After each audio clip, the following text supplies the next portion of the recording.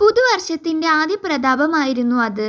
ലോകം മുഴുവൻ പുതിയ പ്രതീക്ഷകളോടെയും ആകാംക്ഷകളോടെയും പുതുവർഷത്തെ വരവേൽക്കുമ്പോൾ ലക്നൗ റെയിൽവേ സ്റ്റേഷനിൽ കഠിനമായ തണുപ്പും മൂടൽമഞ്ഞും പടർന്നു പിടിച്ചിരുന്നു.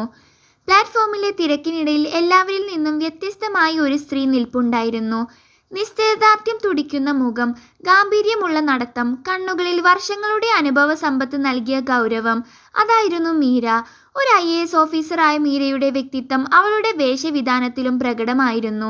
വെള്ള കോട്ടിന് താഴെ മനോഹരമായ നീല സാരിയുടുത്ത്, തോളിൽ ഫയലുകൾ നിറഞ്ഞ ബാഗും കയ്യിൽ ഡൽഹിയിലേക്കുള്ള ട്രെയിൻ ടിക്കറ്റുമായി നിൽക്കുന്ന അവൾ ആരുടെയും ബഹുമാനം പിടിച്ചു പറ്റുന്ന രൂപമായിരുന്നു.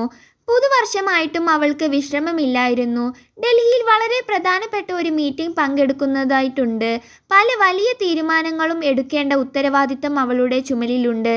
ട്രെയിൻ കാത്തു നിൽക്കുമ്പോഴും മീരയുടെ മനസ്സ് അസ്വസ്ഥമായിരുന്നു. മൊബൈൽ സ്ക്രീനിൽ പുതുവർഷാംശങ്ങളുടെ പ്രവാഹമായിരുന്നു. ഓരോ സന്ദേശവും നോക്കുമ്പോഴും അവൾ വെറുതെ ഒന്ന് പുഞ്ചിരിച്ചു. പുതുവർഷം, പക്ഷേ എൻ്റെ ജീവിതത്തിൽ എന്താണ് പുതിയതായിട്ടുള്ളത് എന്ന ചോദ്യം അവളുടെ ഉള്ളിൽ എവിടെയോ മുഴങ്ങുന്നുണ്ടായിരുന്നു. പുറമേ ശാന്തയായി കാണപ്പെട്ടെങ്കിലും ഉള്ളിലൊരു വലിയ ശൂന്യത അവളെ വേട്ടയാടുന്നുണ്ടായിരുന്നു. അനൗൺസ്മെന്റുകളും കുലികളുടെ ബഹളവും എഞ്ചിനുകളുടെ ചൂളം വിളികളും കൊണ്ട് സ്റ്റേഷൻ ശബ്ദമുഖരിതമായിരുന്നു. പെട്ടെന്നാണ് പ്ലാറ്റ്ഫോം നമ്പർ 3ന്റെ ഒരു മൂലയിലിരിക്കുന്ന ഒരാളെ മീശ ശ്രദ്ധിച്ചത്. മുഷിഞ്ഞ വസ്ത്രം ധരിച്ച് തണുപ്പിൽ ചുരുണ്ടുകൂടി കയ്യിലൊരു ചെറിയ പാത്രവുമായി അയാൾ അവിടെ ഇരിക്കുന്നു.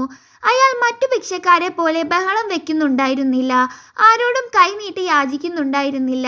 പകരം തൻ്റെ വിധി അംഗീകരിച്ചതുപോലെ നിശബ്ദനായി അവിടെ ഇരിക്കുകയായിരുന്നു. ആദ്യം മീര കണ്ണുകൾ പിൻവലിച്ചെങ്കിലും ഏതോ അദൃശ്യമായ ശക്തി അവളെ വീണ്ടും ആ ദിശയിലേക്ക് നോക്കാൻ പ്രേരിപ്പിച്ചു. അവൾ സൂക്ഷിച്ചു നോക്കി. അവളുടെ ഹൃദയമിടിപ്പ് നിലച്ചു പോകുന്നത് പോലെ തോന്നി. ആ മുഖം, ആ കണ്ണുകൾ, അത് മീരയ്ക്ക് ഒരിക്കലും മറക്കാൻ കഴിയാത്ത ഒരാളായിരുന്നു. അവൾക്ക് സ്വയം വിശ്വസിക്കാനായില്ല. പ്ലാറ്റ്ഫോം തനിക്ക് താഴെ കറങ്ങുന്നത് പോലെ അവൾക്ക് തോന്നി. അമിത്, അവൾ പതുക്കെ മന്ത്രിച്ചു.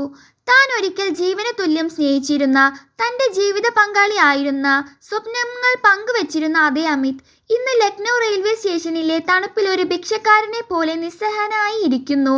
കാലം അവനെ വല്ലാതെ മാറ്റിമറിച്ചിരുന്നു. മുഖത്ത് ചുളിവുകൾ വീണിട്ടില്ലെങ്കിലും അവൻ്റെ കണ്ണുകളിൽ വലിയൊരു പരാജയത്തിൻ്റെ നിഴൽ വീണിരുന്നു. മീരയുടെ കണ്ണുകൾ നിറഞ്ഞു.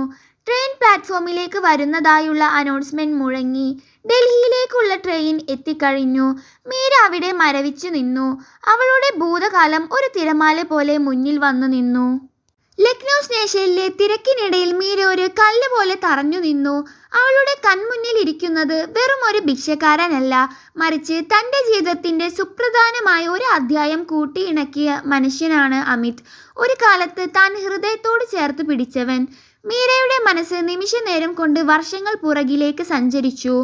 ഡൽഹിയിലേക്കുള്ള ട്രെയിൻ പ്ലാറ്റ്ഫോമിലേക്ക് ഇരച്ചു കയറുകയായിരുന്നു. പക്ഷേ ആ വലിയ യന്ത്രത്തിൻ്റെ ശബ്ദമോ ചുറ്റുമുള്ള ആളുകളുടെ തള്ളിക്കയറ്റമോ അവൾ അറിഞ്ഞില്ല.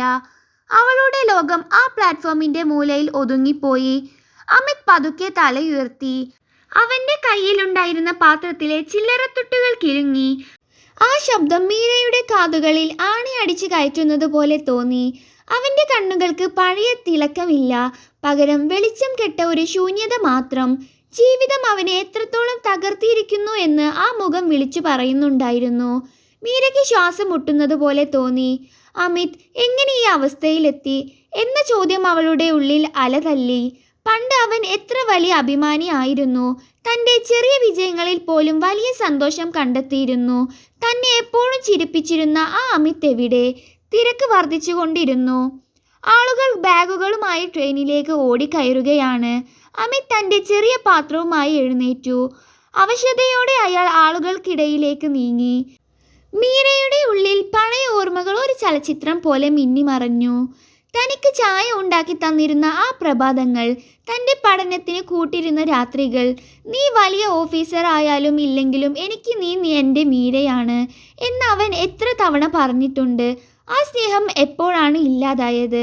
സാഹചര്യം അവരെ എപ്പോഴാണ് പരസ്പരം ശത്രുക്കളാക്കിയത്? മീരയുടെ കണ്ണുകൾ നിറഞ്ഞു തുളുമ്പി. അവൾ തൻ്റെ വികാരങ്ങളെ നിയന്ത്രിക്കാൻ പാടുപെട്ടു. താൻ ഒരു IAS ഓഫീസറാണ്.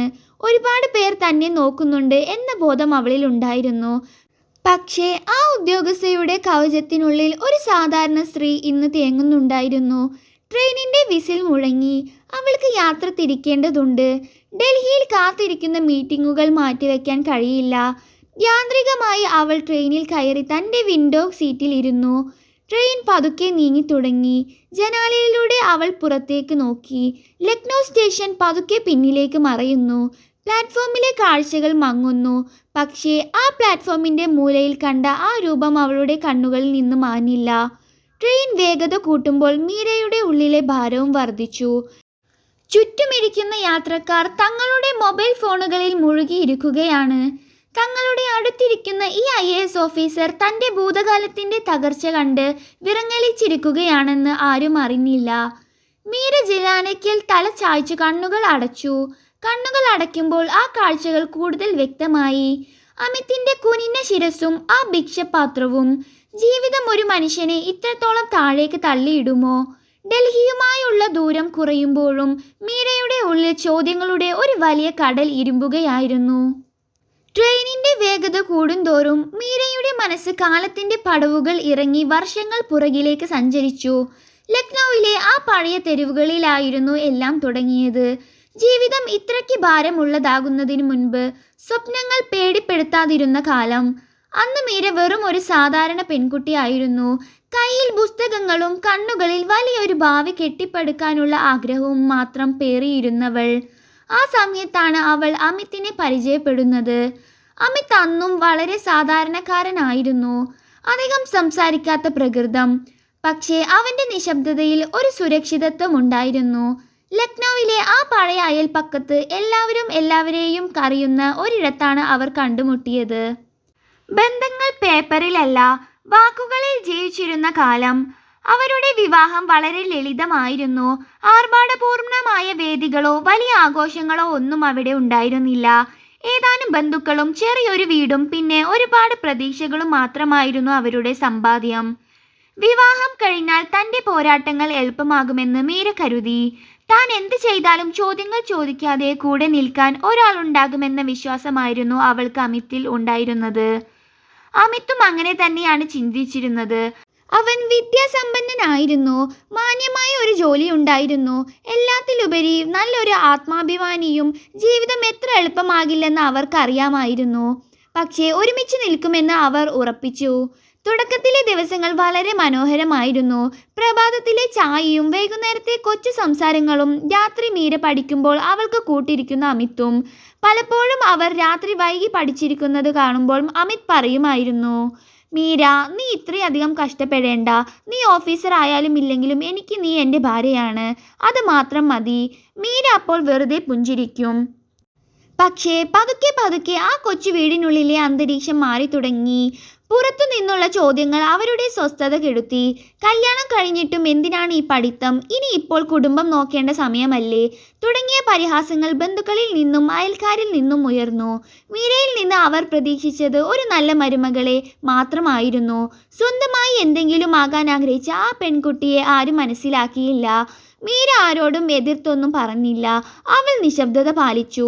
പകൽ മുഴുവൻ വീട്ടുജോലികൾ ചെയ്തും മുതിർന്നവരുടെ പരിഹാസം കേട്ടും അവൾ സമയം തള്ളി നീക്കി. എന്നിട്ടും രാത്രികളിൽ അവൾ ഉറക്കമൊഴിച്ചിരുന്നു പഠിച്ചു. തൻ്റെ സ്വപ്നങ്ങളെ ഉപേക്ഷിക്കാൻ അവൾ തയ്യാറല്ലായിരുന്നു. അമിത് ഇതെല്ലാം കാണുന്നുണ്ടായിരുന്നു.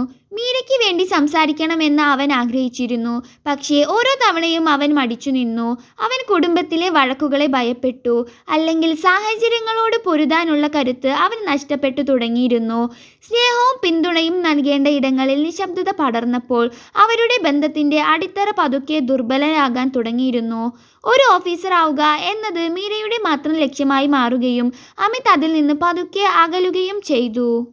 മീരയുടെയും അമിതിൻ്റെയും ജീവിതത്തിൽ കരിനിഴൽ വീഴ്ത്തിയത് അപ്രതീക്ഷിതമായ ആ സംഭവമായിരുന്നു. അമിതിന് ജോലി നഷ്ടപ്പെട്ടു. ഒരു ചെറിയ കടലാസ് കഷ്ണം അവരുടെ ജീവിതത്തിൻ്റെ താളം തെറ്റിച്ചു.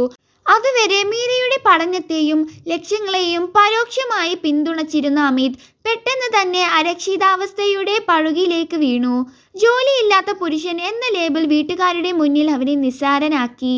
ആ ദേഷ്യവും നിരാശയും സ്വാഭാവികമായും തിരിഞ്ഞത് മീരയ്ക്ക് നേരെയായിരുന്നു. ഈ പെൺകുട്ടി ഈ വീട്ടിലേക്ക് വന്ന ശേഷമാണ് എല്ലാം നശിച്ചത്.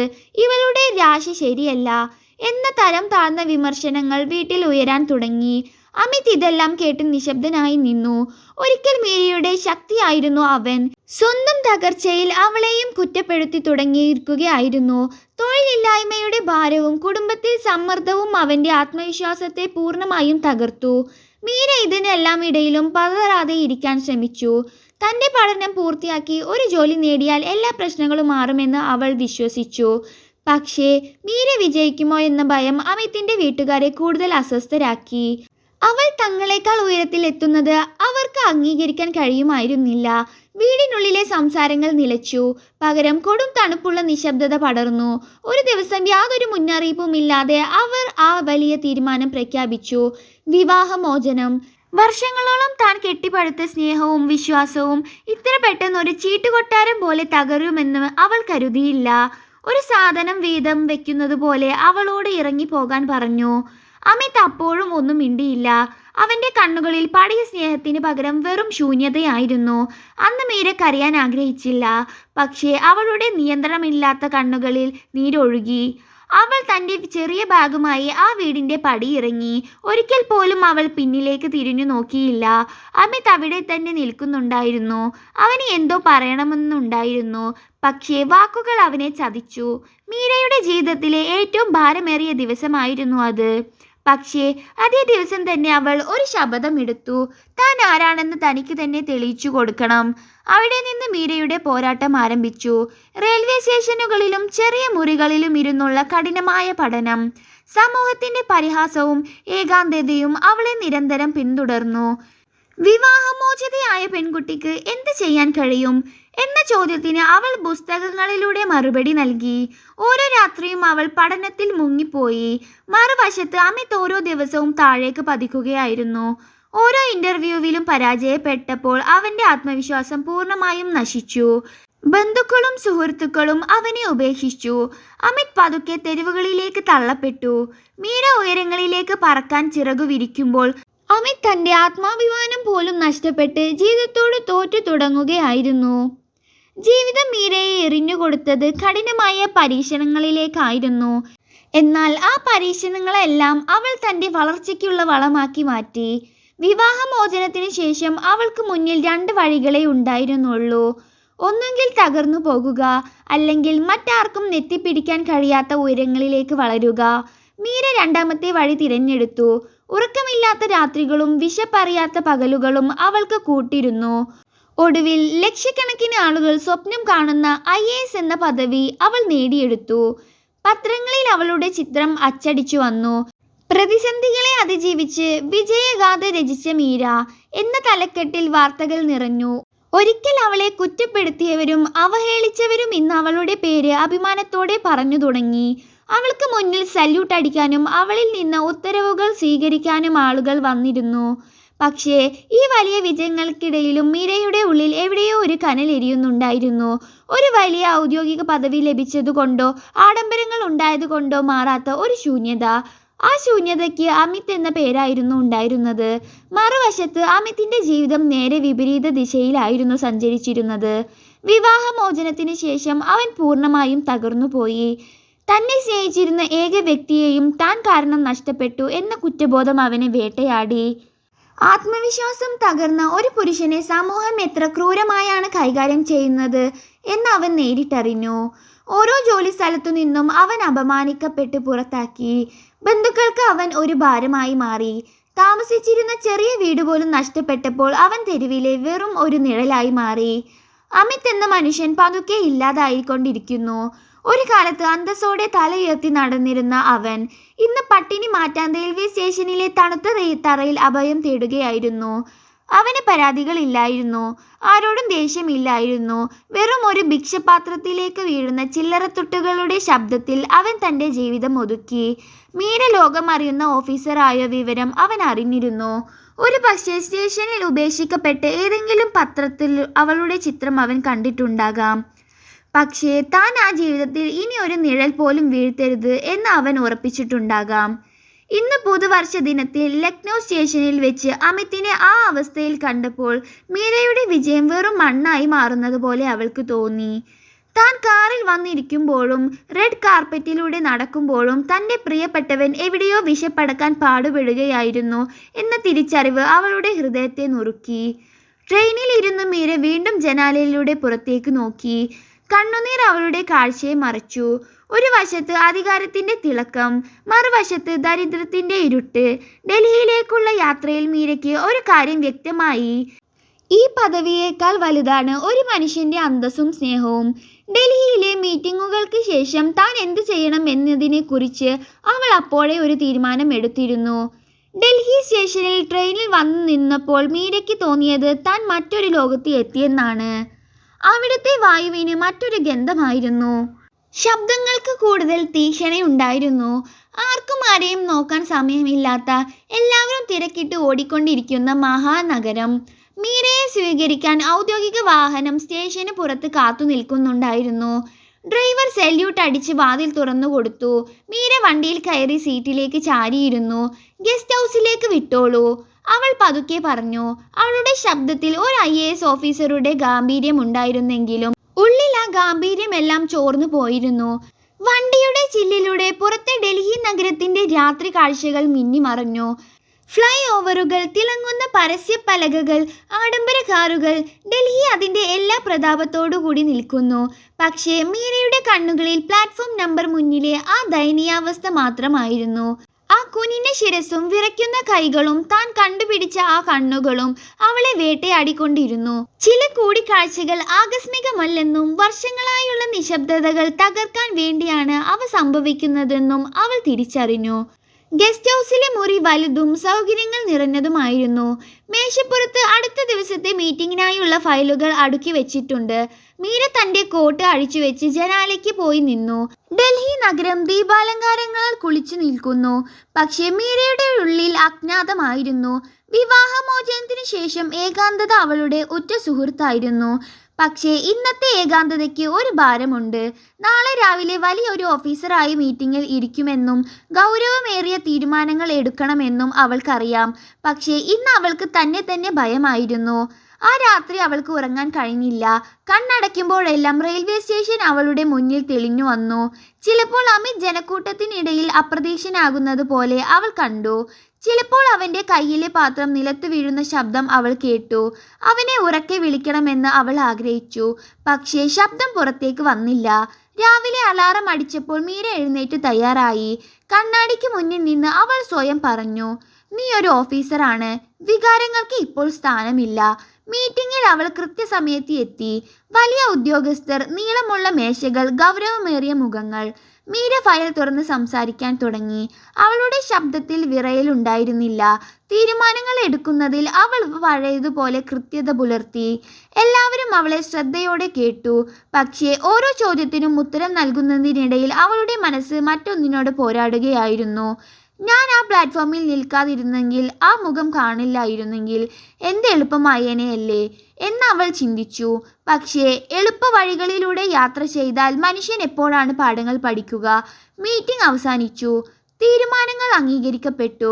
പക്ഷേ മീരയ്ക്ക് സന്തോഷം തോന്നിയില്ല. അവൾ ഡ്രൈവറെ വിളിച്ചു പറഞ്ഞു, എനിക്ക് ഇന്ന് തന്നെ ഇരിക്കണം. ആ ഉത്തരവിൽ ഒരു ഓഫീസറുടെ അധികാരമായിരുന്നില്ല, മറിച്ച് ഒരു തകർന്ന ഹൃദയത്തിൻ്റെ ക്ഷീണമായിരുന്നു ഉണ്ടായിരുന്നത്. ലക്നൌവിലേക്ക് തിരികെ പോകാനുള്ള ടിക്കറ്റ് അവൾ ബുക്ക് ചെയ്യുമ്പോൾ അവളുടെ വിരലുകൾ വിറയ്ക്കുന്നുണ്ടായിരുന്നു. അടുത്ത ദിവസം രാവിലെ മീര വീണ്ടും ലക്നൗ റെയിൽവേ സ്റ്റേഷനിൽ എത്തി. എന്നാൽ ഇത്തവണ അവൾ വന്നത് ഒരു IAS ഓഫീസറുടെ തലക്കനത്തോടെയോ ഔദ്യോഗിക പദവിയുടെ ആഡംബരങ്ങളോടെയോ ആയിരുന്നില്ല. വെറും ഒരു സാധാരണ സ്ത്രീയായി, തൻ്റെ ഭൂതകാലത്തെ അഭിമുഖീകരിക്കാൻ തയ്യാറെടുത്ത ഒരു മനുഷ്യനായിട്ടായിരുന്നു അവൾ അവിടെ നിന്നത്. സ്റ്റേഷൻ പഴയതുപോലെ തന്നെ തിരക്കു പിടിച്ചതായിരുന്നു. അതേ അനൗൺസ്മെൻറ്റുകൾ, അതേ തള്ളിക്കയറ്റം, അതേ ശബ്ദങ്ങൾ. പക്ഷേ മീരയുടെ കണ്ണുകൾ ഇന്ന് തിരഞ്ഞുകൊണ്ടിരിക്കുന്നത് മറ്റൊന്നിനെയായിരുന്നു. ഓരോ ഭിക്ഷക്കാരനിലും ഓരോ കുനിഞ്ഞ തോളിലും അവൾ അമിതിന്റെ നിഴൽ തിരഞ്ഞു. അവളുടെ ഹൃദയം വല്ലാതെ മിടിക്കുന്നുണ്ടായിരുന്നു. താൻ എന്തിനാണ് ഇങ്ങോട്ട് വന്നത്?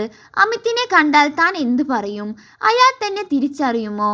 ഈ ചോദ്യങ്ങളെല്ലാം അവളുടെ ഉള്ളിൽ ഇരമ്പിക്കയറി. ഒടുവിൽ പ്ലാറ്റ്ഫോം നമ്പർ 3 അതേ മൂലയിൽ അവൾ അവനെ കണ്ടു. ആദ്യത്തെ ദിവസം കണ്ടതിനേക്കാൾ ക്ഷീണിതനായി ഒരു ചുവരിൽ ചാരിയിരിക്കുകയായിരുന്നു അവൻ. മീരയുടെ കാലുകൾ അവിടെ തറഞ്ഞുപോയി.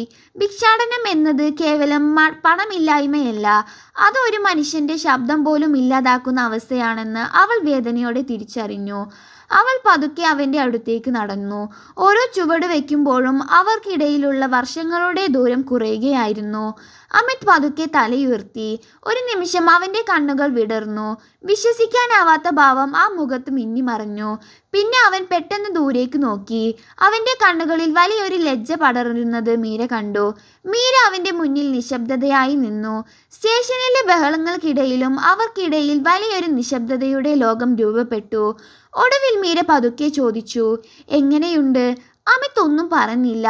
അവൻ വെറുതെ ഒന്ന് തലയാട്ടി.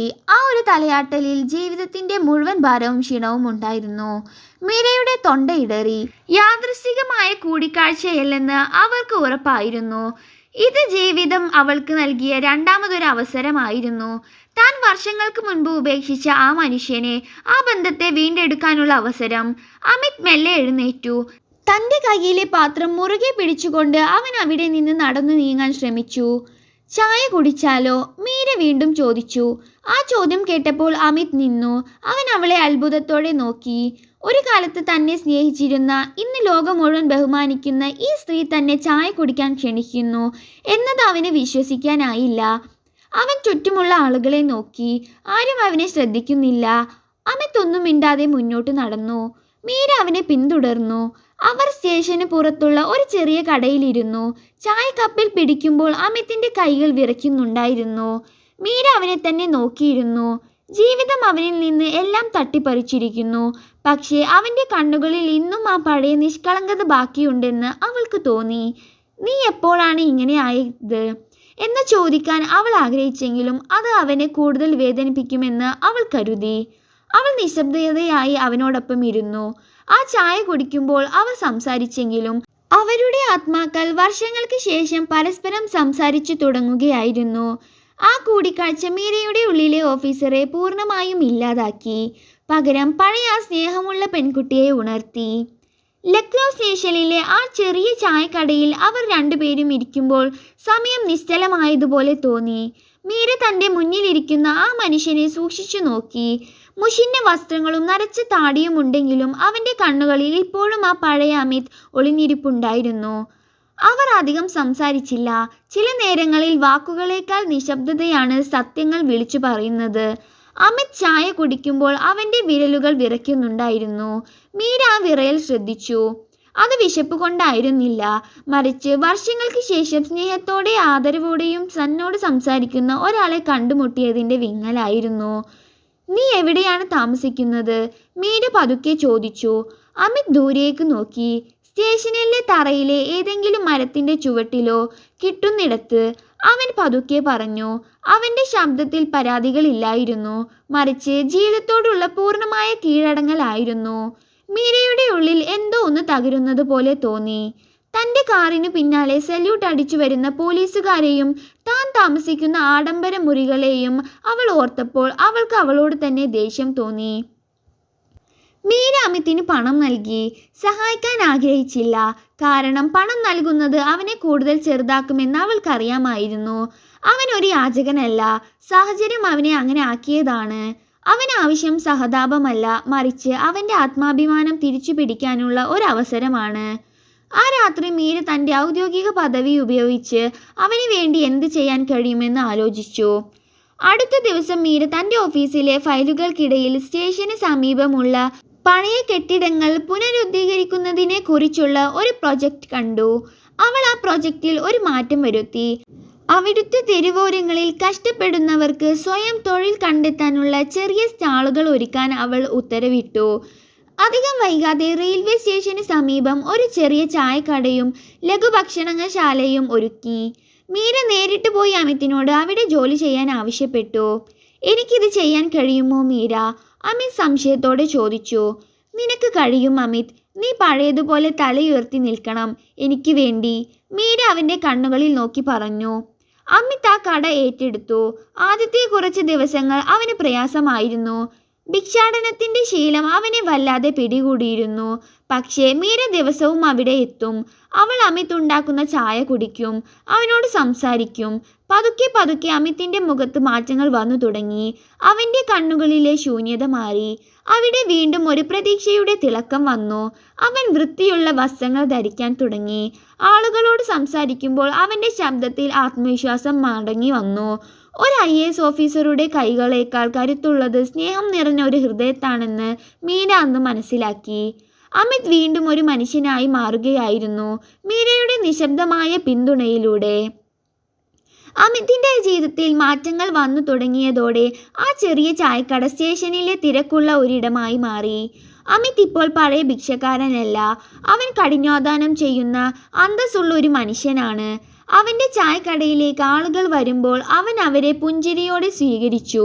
മീര ദൂരെ നിന്ന് ഇതെല്ലാം കണ്ട് സന്തോഷിച്ചു. അവൾ എപ്പോഴും അവൻ്റെ അടുത്തേക്ക് ചെന്നില്ല, കാരണം അവൻ്റെ ആത്മവിശ്വാസം സ്വയം വളരണമെന്ന് അവൾ ആഗ്രഹിച്ചു. എന്നാൽ ഒരു വൈകുന്നേരം കടയിലെ തിരക്ക് കുറഞ്ഞപ്പോൾ അമിത് സ്വയം മീരയെ കാണാൻ അവളുടെ ഓഫീസിലെത്തി.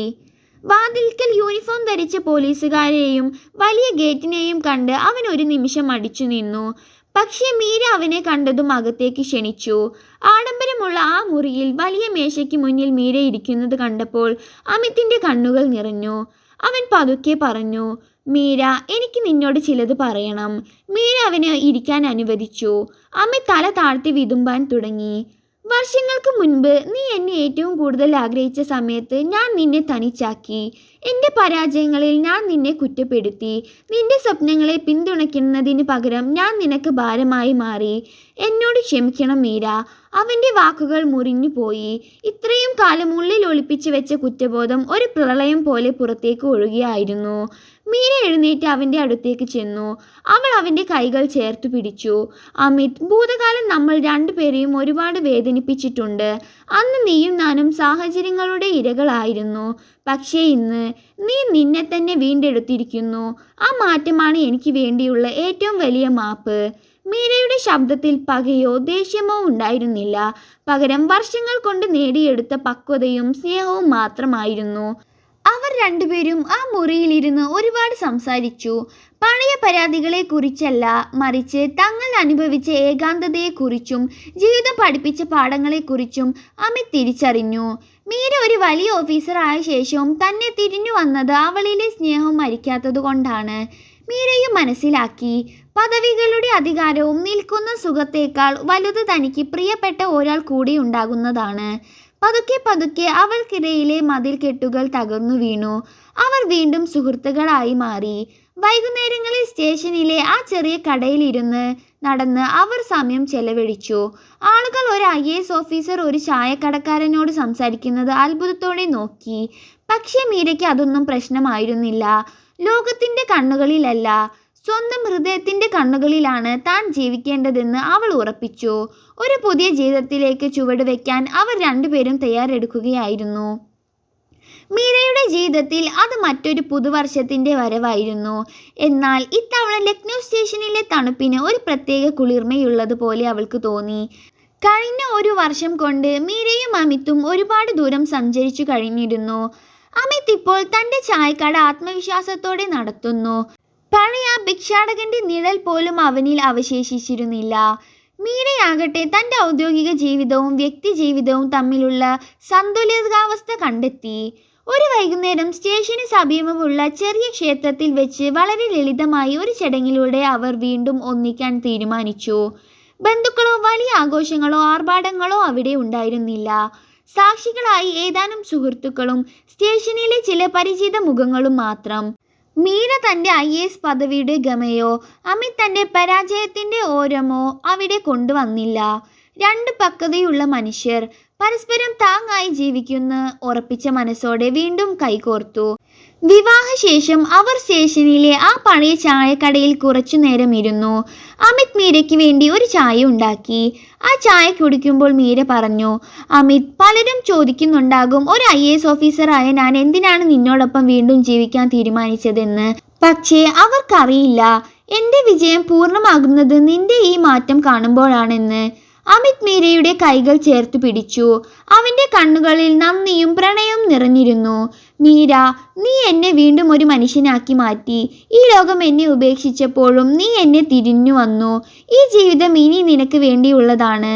അന്ന് രാത്രി ലക്നൗ നഗരം ആഘോഷങ്ങളിൽ മുഴുകുമ്പോൾ മീര തൻ്റെ ഡയറിയിൽ കുറിച്ചു, പുതുവർഷം എന്നാൽ വെറും തീയതി മാറലല്ല, അത് നമ്മുടെ ഉള്ളിലെ തകർന്നുപോയ വിശ്വാസങ്ങളെയും ബന്ധങ്ങളെയും വീണ്ടെടുക്കലാണ്. അധികാരം ഒരാൾക്ക് ബഹുമാനം നൽകിയേക്കാം, പക്ഷേ സ്നേഹം മാത്രമേ ഒരാൾക്ക് സമാധാനം നൽകൂ. ഈ കഥ നമുക്ക് നൽകുന്ന സന്ദേശം വളരെ വലുതാണ്. സമൂഹം പലപ്പോഴും ഒരു സ്ത്രീയുടെ വിജയത്തെ അവളുടെ പദവി കൊണ്ടും പുരുഷന്റെ വിജയത്തെ അവൻ്റെ സമ്പാദ്യം കൊണ്ടും അളക്കുന്നു. എന്നാൽ യഥാർത്ഥ വിജയം എന്നത് തകർന്നുപോയ ഒരു മനുഷ്യനെ ചേർത്ത് പിടിക്കാനുള്ള മനസ്സുണ്ടാവുക എന്നതാണ്. ബന്ധങ്ങൾ തകരുന്നത് നമ്മൾ ശരിയാണെന്ന് തെളിയിക്കാൻ ശ്രമിക്കുമ്പോഴാണ്. എന്നാൽ അവ വീണ്ടും തളിർക്കുന്നത് നമ്മൾ മനുഷ്യത്വത്തോടെ പെരുമാറുമ്പോഴാണ്. ഇന്ന് നിങ്ങളുടെ മുന്നിൽ തകർന്നുപോയ ഒരു പഴയ ബന്ധം തിരിച്ചു വരാൻ അനുവാദം ചോദിച്ചാൽ നിങ്ങൾ എന്ത് ചെയ്യും? സമൂഹത്തിൻ്റെ കുത്തുവാക്കുകളെ ഭയപ്പെടുമോ, അതോ നിങ്ങളുടെ ഹൃദയത്തിൻ്റെ വിളി കേൾക്കുമോ? മീരയെപ്പോലെ കരുത്തരാവുക, സ്നേഹത്തിൻ്റെ പാത തിരഞ്ഞെടുക്കുക. കാരണം സ്നേഹം കൊണ്ട് മാറ്റിയെടുക്കാൻ കഴിയാത്തതായി ഒന്നുമില്ല.